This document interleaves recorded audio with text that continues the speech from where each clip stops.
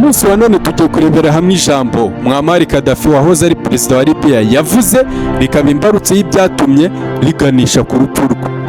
Ngira ngo Muammar Gaddafi akimara gupfa, ndagira ngo tubanze twumvire ijambo, ikintu cyatumye aba cyangwa se ijambo ryatumye riba imbarutso rigatuma bamurangiza bakamushyira hasi, ndetse yuko hari n'ibindi byinshi bagiye bashingiraho bakamushyira hasi.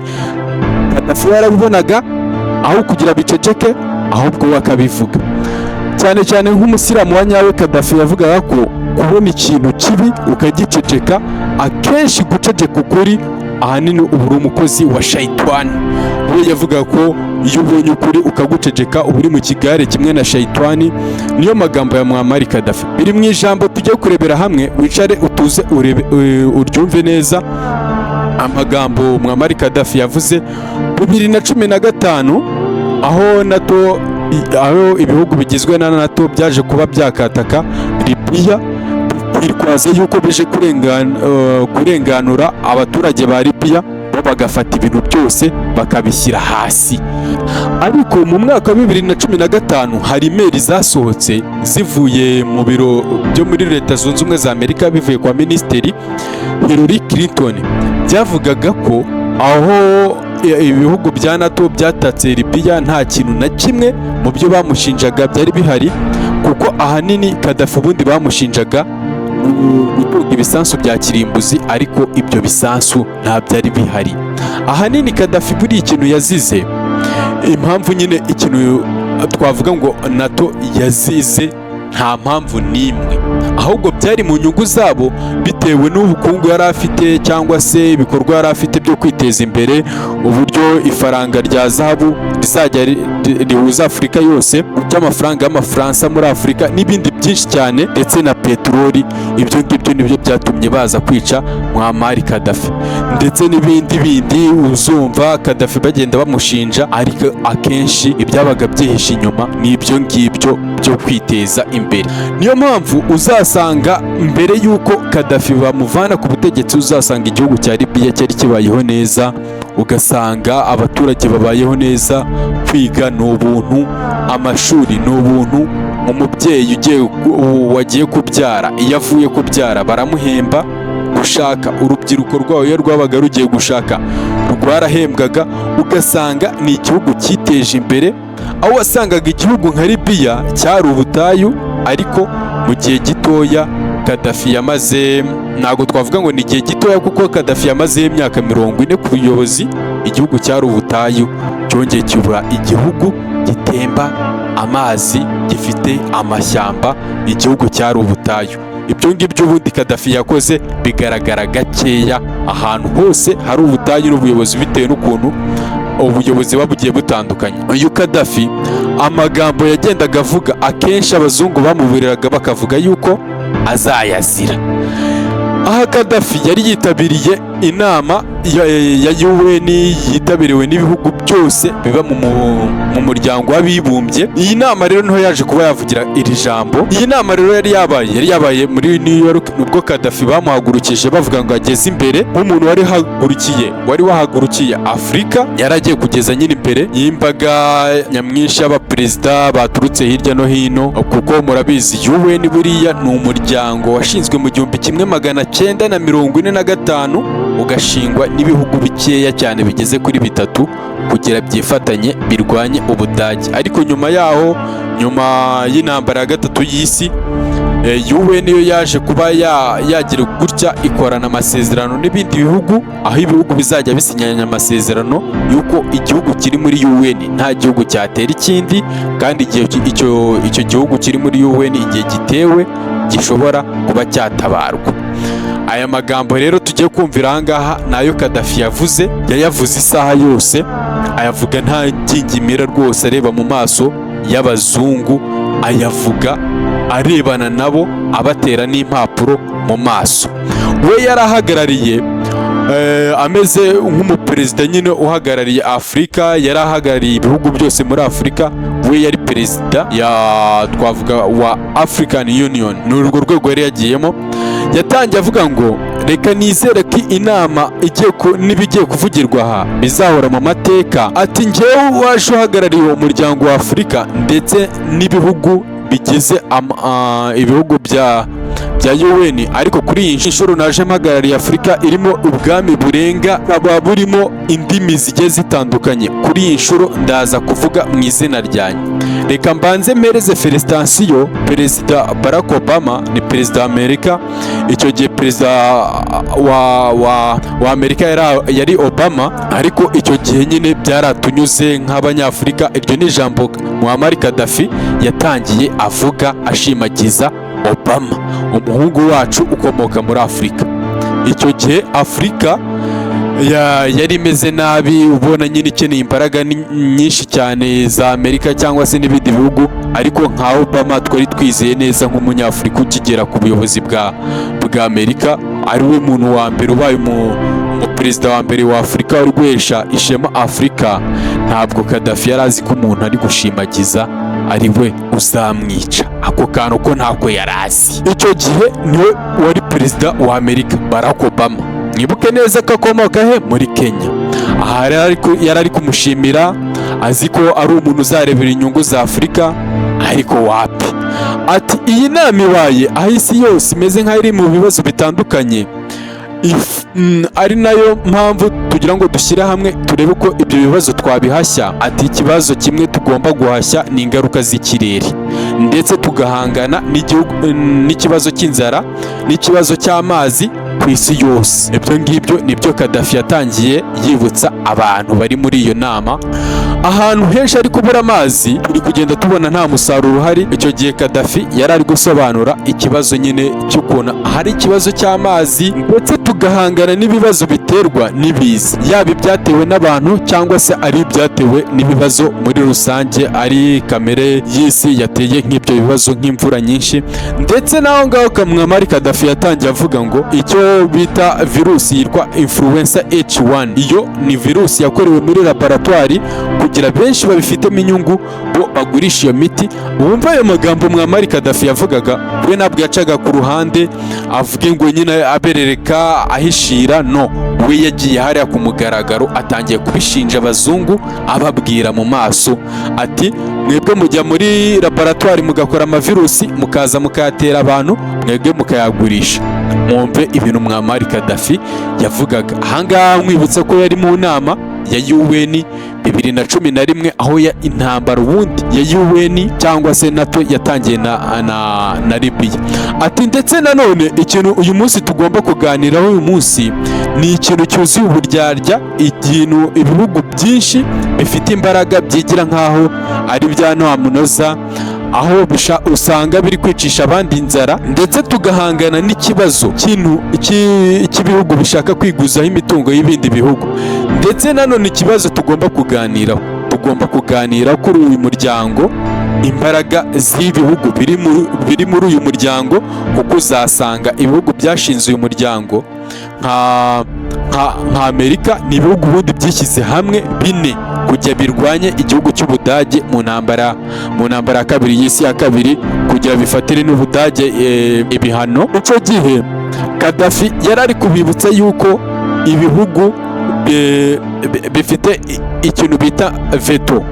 Veto ni ibihugu ubundi bifite umwanya uhoraho. Ubundi mu kanama k'umutekano hari ibihugu biba bifite umwanya uhoraho, usanga ari uwa mwanya nyine nta bindi bihugu bawupiganira. Ibyo ni bya bihugu bine, ndetse ko bongeyemo Ubushinwa, ari naho Gaddafi yahereye avuga ngo buriya mu bihugu mwongeremo tukabona ko mwakoresheje demokarasi yari Ubushinwa, ibindi byose mwaratubeshye, tugomba gushyira hasi tugasenya tukubaka cyarimwe, kuko umusanga imirongo mwaje mugenderamo ntabwo ariyo tubona mukurikiza, ahubwo UN imeze nk'ari agakingirizo kabahishira ibintu byanyu mugenda mukora mwitwaje inyungu zanyu.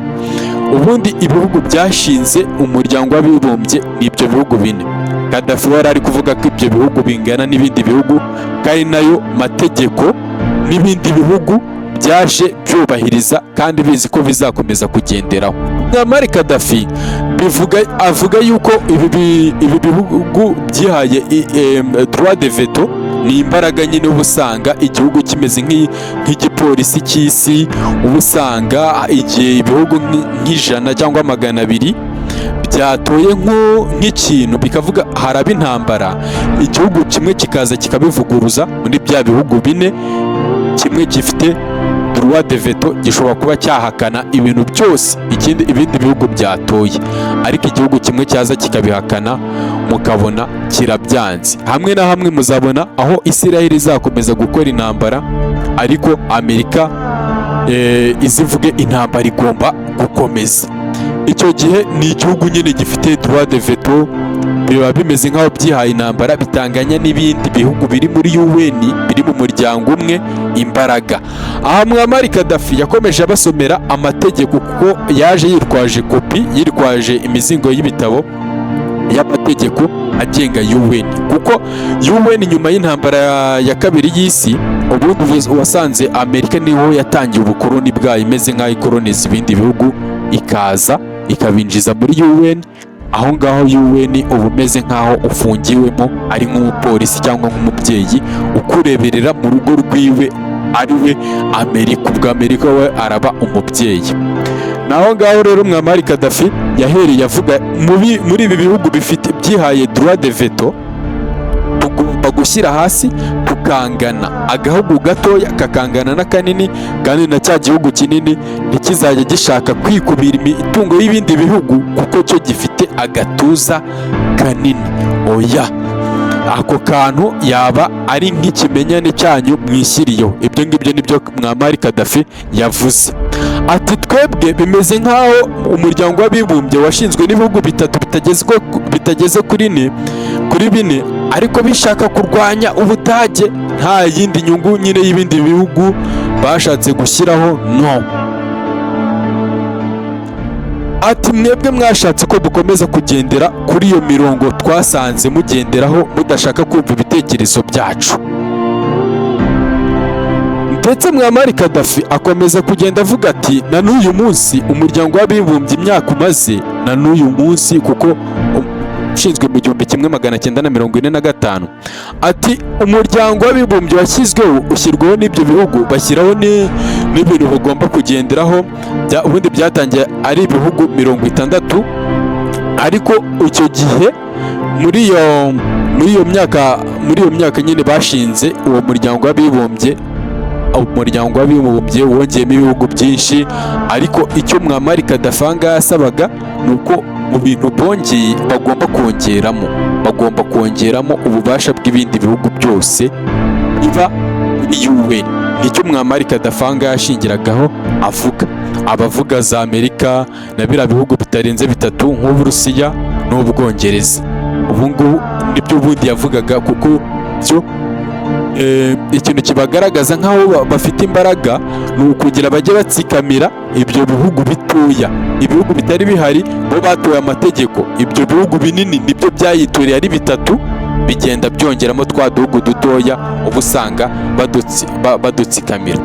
Ati uko mumbona imbere yanyu mfite kopi n'amategeko yatangije umuryango w'abibumbye UN. Ndetse Muammar Gaddafi akomeza avuga ati ubwo njyewe nazaga mu muryango w'abibumbye UN, naje insanga ibintu byose byari kuba byararangiranye n'intambara y'isi, kuko ibintu biri mu mahame n'ingingo ni ibintu bitakagombye ubundi na n'ubu bikigenderwaho, cyane cyane kuko n'ibyagarutsweho ubu usanga batabikurikiza.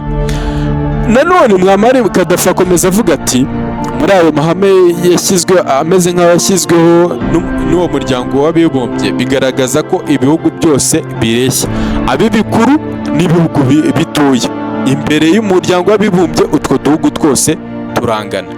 Muammar Gaddafi akababaza ati ariko se tuvugishije ukuri, iyo murebye mubona tureshya?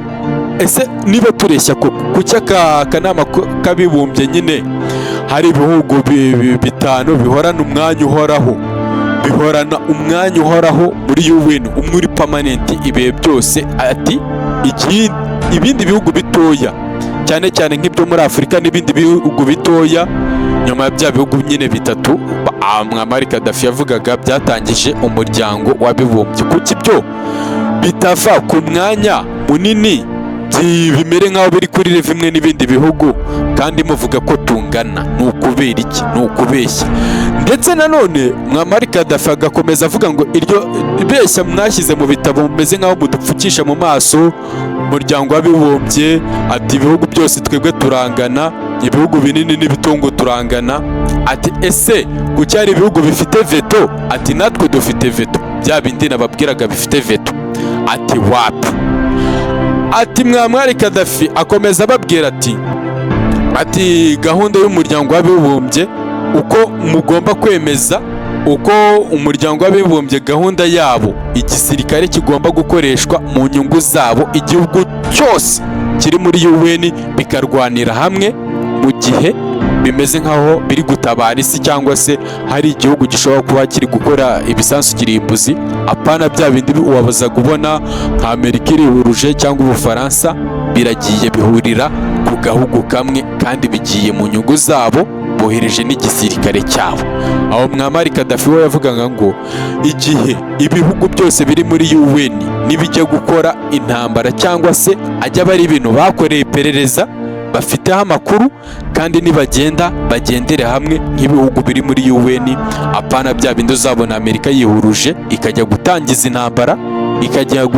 intambara nk'uko yabikoze muri Libani, muri Afghanistan, nk'uko iri kubikora ubu ngubu muri Iran. Ugasanga bo barihuruje bagiye gukora intambara ari umwe cyangwa se babiri ari uko babyumvikanyeho. Ugasanga Muammar Gaddafi ahangaha yavugaga nyine icyo yashaka kubumvisha ni ukubumvisha yuko ibintu byose bajya gukora babikora mu nyungu zabo, atari inyungu rusange nk'iz'abantu bari muri UN cyangwa se ibindi bihugu biri muri UN. Ati kuva umuryango w'abibumbye kuva wahagera nize ntambara bahagaritse, ababarira n'intambara yahise ababarira n'intambara zimaze kuva akanama k'umuryango w'abibumbye gashingwa. Yatangiye avuga ati kuva akanama k'umuryango w'abibumbye gashingwa hamaze kuba intambara 65 zose arazibara, hakajyaho n'akanama k'umuryango w'abibumbye. Ati ese nize ntambara mwahagaritse? Ati ese niba hamaze kuba intambara 65 umuryango w'abibumbye kuva wajyaho gashinzwe umutekano, muri izo ntambara 65 zabaye muri icyo gihe cyose hagapfa amamiliyoni n'amamiliyoni y'abaturage, cyangwa se ibihumbi, cyangwa se abasirikari ibihumbi n'ibihumbi ba UN. Izo zose ni impfu nyine zagiye zitwarwa n'izo ntambara. Arakomeza avuga ati ese kuki ibi bihugu bifite veto ubu usanga ari byo bijya gukora izo ntambara? Bimwe nahereye kare mbabwira, ugasanga igihugu kirihuruje kigiye gukora intambara kitateguje n'ibindi bihugu byose biri muri aka kanama ka UN, ahubwo ibihugu bibiri biritoranyije biragiye bikoze urugamba, bisize ibintu bibisenyaguye. nk'uko muri Libya ubu ngubu nta mashuri, nta bitaro, nta epfo na ruguru. ubu usanga general umwe ayoboye intara imwe, undi ayoboye indi, buri wese nyine yabyutse atera kudeta undi. ni igihugu kirimo akavuyo, ubu usanga utamenya ni ibiki kibereyemo. Nanone Muammar Gaddafi akomeza avuga ati ese ibi bihugu bifata umwanzuro, bya bihugu nakubwiye bifite umwanya wa veto, ese iyo bemeje ko ibyo bihugu aho hantu hagomba kubera intambara, ese ibyo bintu biba biri mu nyungu z'ibihugu byose? kuko iyo intambara UN iri kurwana ni intambara ibigomba biri mu nyungu z'ibihugu byinshi ku isi kandi biri muri UN. nyine iyo bikora nyine bikorera hamwe. abo icyo yabazaga, ese ibyo bihugu bifite veto kuki ibyo bigenda bigakora intambara byonyine, ugasanga byagiye byitwaza n'imbaraga z'umurengera, ahanini ugasanga bari no gusahura. Iki ngiki nicyo yababazaga. Ukajya kubona nka Leta Zunze Ubumwe za Amerika zigiye kwataka muri Iraq, ubundi Amerika yabanje ijya kwiyerurutsa mu muryango w'abibumbye, itangira igaragaza Iraq, itanga excuse kuba igiye kwataka Iraq ari mu nyungu rusange nyine z'isi yose. Ubundi Amerika na Israel akenshi nimubona igiye gukora intambara mu bindi bihugu, ahenshi cyangwa se akenshi muzabona babanza kujya kumanipira ibindi bihugu muri UN, bakabumvisha uburyo bafite amakuru y'ubutasi, bakabumvisha uburyo nyine aho icyo gihugu gishobora kuba gifite ibisansu kirimbuzi kigiye gukora. Murabona ukuntu Iran byatangiye ari ibisansu ariko byarangiye ari peteroli. Ubu mwese ubundi izi ntambara kenshi ni icyo ngicyo ziba zishingiyeho. Gaddafi ni ibi ngibi yavugaga. Ese ko mugenda muvuga ngo muri Iraq hari ibisansu, mwageraho mukavaho ntabyo mubonye, ariko mugasiga musenye ibintu byinshi cyane. Yakomeje avuga ati Iraq ikora ibisansu, nyine Amerika igasobanura ati Iraq iri gukora ibi n'ibi, iri gukora ibi bya kirimbuzi. UN ikabaha uburenganzira bwo kujya kwataka Iraq. Icyo gihe ikintu baba bakoze cya kintu cyo kuvuga ngo reka tubereke ibi, tugende natwe dukora ibi. Mbega ni urwirurutso akwa kundi nyine ibihugu kiba cyumva gifite imbaraga kikavuga nimbabwira ibi nkanabasobanurira ibi, ntawe uri buze kubihakana kuko ndi umuntu ukomeye. Gaddafi akomeza avuga ngo ese izi ntambara mwagiye mwemera zigakomeza ziba, ese zari zifite inyungu ibihugu byose biri mu muryango w'abibumbye? Kuko ubundi itegeko rivuga ko ibihugu byose biri mu muryango w'abibumbye, ibihugu byose ubundi birareshya. Intambara zose ziba zigakorwa n'uwo muryango w'abibumbye, ibyo bihugu byose bijye bigiramo inyungu muri uwo murwano. Ariko ugasanga Amerika iragiye nyine ibikoze yonyine. Gaddafi yakomezaga avuga ese izi ntambara zabaga zifitiye isi yose inyungu, cyangwa se byabaga bifitiye inyungu ku gihugu kimwe, icyo gihugu cyakoze intambara. Ndetse akomeza avuga ati intambara nyinshi zagiye ziba akenshi wasangaga zemejwe na bya bihugu n'ubundi bifite ya veto, bifite bwa burenganzira bwa ya veto. Ubwo twavuga nk'Ubwongereza, tugashyiramo Ubufaransa, tugashyiramo Amerika, ahanini ubundi nibo baba babishaka. Gaddafi akomeza avuga ngo ubundi iri jambo ni irya Muammar Gaddafi, nta kindi ndi kuvuga, ngo ni ijambo rya Muammar Gaddafi yavugiye muri UN, ari naryo jambo ryabaye imbarutso ry'urupfu. Muammar Gaddafi akomeza ababwira ngo aha mwaratubeshye, ibihugu byose ntago bitubeshya, ahubwo uyu ni umuryango uharanira inyungu wa bya bihugu byashinze uyu muryango wa UN. Arakomeza avuga ngo mu gihe ibihugu byose bitareshya ibi bintu, ari naho muzabona batera muri Middle East, icyo nababwira ngo nimukomerezaho. N'iryo jambo Muammar Gaddafi yababwiye. Akomeza avuga ngo ati twebwe nk'Abanyafurika, nk'Afurika ntabwo tuzakomeza twemera yuko muzakomeza kugenda mudushuka mutubwira ayo mahame tuzayanga. Ndagira ngo nkubwire ijambo Muammar Gaddafi yavuze rigatuma bifuza kuba bamuvana mu nzira. Ndetse Muammar Gaddafi akomeza avuga ngo njye mbona twarekera kugendera kuri aya mategeko, ahubwo avuga nyine aya mategeko ya UN ashaje, ahubwo tugagendera ku mategeko mashyashya ajyanye na viziyo turi kujyamo. Ahangaha turi kuvuga ko hazaza hisi. Ndetse akomeza ababwira ngo muri izo ntambara zigera kuri 65 zemewe n'umuryango wa UN cyangwa se umuryango w'abibumbye, avuga ko ari umuryango ari intambara zakiriyetinzwe n'ibyo bihugu bikomeye n'ubundi, ariko ugasanga n'ubundi biri kugiraho ingaruka ibihugu byo ku isi yose. Muammar Gaddafi akomeza abibutsa yuko amategeko ari mu muryango w'abibumbye yemeza yuko intambara igomba kuba, ko ibihugu byose byo mu muryango w'abibumbye byabyemeje. Ubundi ahanini ni ibyo bihugu byose byo muri Afurika.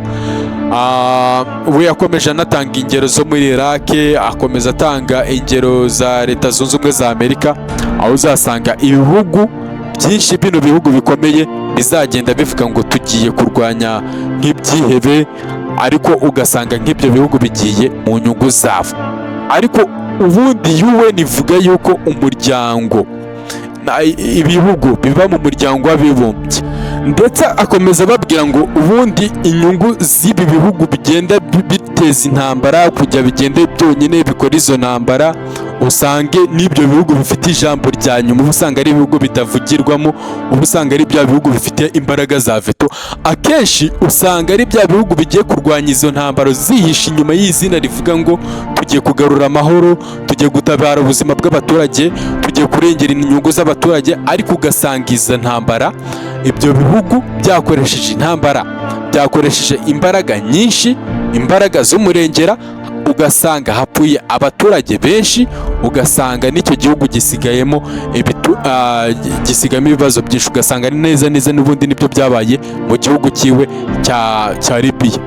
Ahanini ugasanga n'ibyo bihugu byagiye biryoherwa n'izo mbaraga bikoresha muri izi ntambara, bikarema abanzi, n'ubundi ibyo bihugu abanzi bakagaruka bagatera bya bihugu byagiye byiremera. Gaddafi akomeza avuga ngo ahanini kubera kwihereza za mbaraga ari nayo mpamvu mwagiye mwishyiramo za mbaraga zitwa ngo ni veto, ufite wa mwanya uhoraho mu karyango gashinzwe umutekano, ari nayo mpamvu nyine uba usanga ibi bihugu bigenda biteza intambara ahantu hose, kuko byo bifite umwanya uhoraho, kuko byo biba bizi ko intambara niba anytime aribo bajya gutabara bakanasahura. Ubundi ugasanga UN imeze nk'aho nyine ari ikibaba gikingira bino bihugu bitatu cyangwa se bino bihugu bine bifite power iruta ibindi bihugu. Muammar Gaddafi akomeza avuga ngo ubundi igihugu kibaye ari igihugu kidafite demokarasi, ari iby'imbere mu gihugu, ari icy'abakapitaliste cyangwa abakomuniste, ubundi nta gihugu kiba kigomba kwivanga mu miyoborere y'ikindi gihugu. Ubundi nabyo biri mu mategeko agenga UN, ariko ugasanga hari ibihugu birenga kuri ayo mahame ya UN, ugasanga cyo igihugu kinini kiri kugenda gushyiriraho ikindi gihugu andi mategeko. Nk'urugero nko muri Iraq yahise abahereza urugero rwo bita Julius Caesar cyangwa Julius Caesar. Ati Julius Caesar bigeze bamushyiraho igihe babonaga abaromani,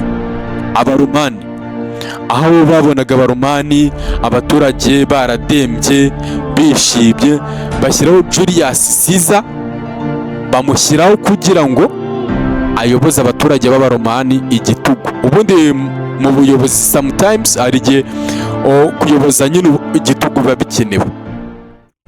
Uyu Julius Caesar ubwo n'Ubutaliyani ni mu baromani. Uyu Julius Caesar ibyo ngibyo babikoreye abaromani kuko ari byo bintu babonaga bakeneye, kandi bigakorwa n'abayobozi bo muri icyo gihugu, kuba bamwe bayoboza abaturage babo nyine ngo igitugu. Hari igihe nyine sometime biba bikenewe. Ngo Muammar Gaddafi akomeza avuga ngo mbere y'uko twebwe tuza muri uyu muryango wa UN twaje mutubwira ngo ibihugu byinshi birareshya, ariko twatoraga nk'inama cyangwa se bagatora nk'ikintu nk'umushinga runaka, igihugu kimwe kikaza kikabavuguruza, ukabona nk'ibihugu bigeze mu magana Israel nirekera kwataka muri Gaza, ariko ibihugu byose byabitoye, ukabona Amerika iraje iravuze ngo nikomeze intambara, kuko nyine bafite iryo jambo ryitwa ngo ni veto. Ndetse Muammar Gaddafi akomeza avuga ati ariko se ibyo bihugu ninde wabitoye, ninde wabishyizeho? Ati ibyo bihugu byose ati bifite umwanya muri ka kanama k'umuryango w'abibumbye, ati ntabwo ari rwego twatoye bino bihugu, ni ibi bihugu byishyizeho. Ati igihugu cyatowe ni kimwe kigira icyicaro cy'umwanya uhoraho, ni igihugu cy'Ubushinwa. Nacyo impamvu ibihugu byinshi byagitoye nuko biba bibona biriya bihugu byo mu burengerazuba byipanze akazi kandi bikomeye, nayo mvugo nakoresha, ariko nyine bazajya bagerageza n'ubundi bahanahane ukuntu Ubushinwa nyine bunanizwe na Amerika, kubera nyine ubundi imiyoborere ya Amerika n'ubundi ariyo bagenderaho yo kugenda bananiza ibihugu bimeze nk'aho bijya kubegera mu mbaraga. Ati igihugu cyonyine cy'Ubushinwa nicyo gihugu cyagiyeho cyagiyemo mu buryo bwa demokarasi, naho ibindi bihugu bindi birabangamiwe. Arasaba nk'ibihugu bya Afurika, ibihugu bya Amerika y'Amajyepfo nabyo bikaba bifite nk'umwanya uhoraho muri iyi UN, kuko akenshi uzajya usanga nk'imyanzuro bafatiye Afurika hari igihugu kimwe cyo muri Afurika kizajya kize nacyo kuko gifite veto kivuga ibi turabyanze, usange ibyo birapfuye. Ibyo rero Amerika biramutse binabaye gutyo nta nyungu yaba bifitemo, kuko akenshi uzasanga n'izaba iri gukoroniza ibindi bihugu ubundi ni iribanga ikoresha. Muammar Gaddafi akomeza avuga ngo ubundi ibi bihugu bihorana uyu mwanya wa veto, uyu mwanya wa veto nyine uba w'ibi bihugu biba muri UN. Reba aho hasi rero ko wakoze subscribe and then turagaruka tureba n'ikindi kiganiro gikomeza kuri iki ngiki, turebe n'iki Muammar Gaddafi yazize. Ahanini bivuga yuko bamuzizaga Afurika, harimo n'ibihugu byacu ubona bigitangiye kugenda bikomera. Ubundi umuzungu ni ukuvuga ngo we ukuntu akora, hari ibihugu biba bishinzwe kureba ko Afurika itari gutera imbere. Turaje turebe mu kanya, ntujye kure, ni kuri ya YouTube channel yanyu n'ubundi Kigali Nation, nk'ibisanzwe ni Kelvis Bro.